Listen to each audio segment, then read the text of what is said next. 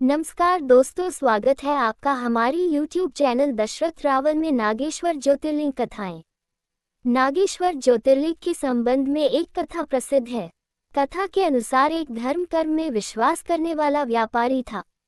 भगवान शिव में उसकी अनन्य भक्ति थी। व्यापारिक कार्यों में व्यस्त रहने के बाद भी वह जो समय बचता उसे आराधना, पूजन और ध्यान में लगाता था। उसकी भक्ति से एक दारुक नाम का राक्षस नाराज हो गया। राक्षस प्रवृत्ति का होने के कारण उसे भगवान शिव जरा भी अच्छे नहीं लगते थे। वह राक्षस सदा ही अवसर की तलाश में रहता था कि वह किस तरह व्यापारी की भक्ति में बाधा पहुंचा सके। एक बार वह व्यापारी नौक से कहीं व्यापारिक कार्य से जा रहा था। उस राक्षस ने ये देख लिया और उसने अवसर पाकर नौक पर आक्रमण कर दिया और नौक के यात्रियों को राजधानी में ले जाकर कैद कर लिया। कैद में भी व्यापारी नित्यक्रम से भगवान शिव की पूजा में लगा रहता था।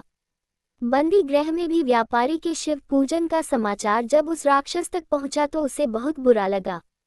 वह क्रोध भाव में व्यापारी के पास कारागार में पहुंचा।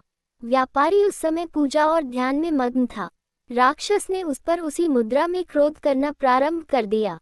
राक्षस के क्रोध का कोई प्रभाव जब व्यापारी पर नहीं हुआ तो राक्षस ने अपने अनुचरों से कहा कि वे व्यापारी को मार डालें।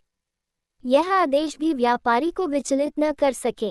इस पर भी व्यापारी अपनी और अपने साथियों की मुक्ति के लिए भगवान शिव से प्रार्थना करने लगा।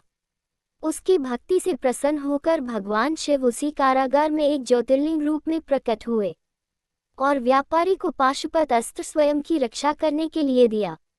इस अस्त्र से राक्षस दारुक तथा उसके अनुचरों का वध कर दिया।